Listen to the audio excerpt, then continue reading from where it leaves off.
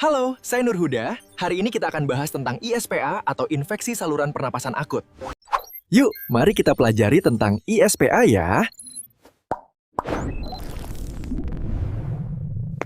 ISPA adalah infeksi yang menyerang hidung, tenggorokan, bronkus, hingga paru-paru.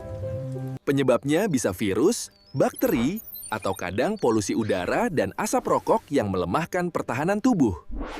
Penyakit ini sangat umum, terutama saat musim hujan, ketika kekebalan tubuh menurun, atau ketika Anda sering berada di tempat ramai. Waspada gejala awal ISPA seperti batuk, pilek, sakit tenggorokan, dan demam. Tubuh juga bisa terasa lemas.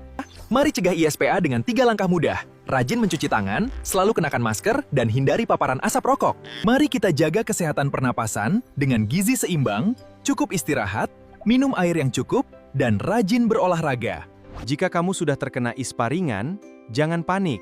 Istirahat yang cukup memberi tubuh energi untuk melawan infeksi. Konsumsi makanan hangat dan bergizi untuk membantu pemulihan. Dan jika demam dan flu, cukup minum rebusan jahe, madu, jeruk nipis, dan kencur.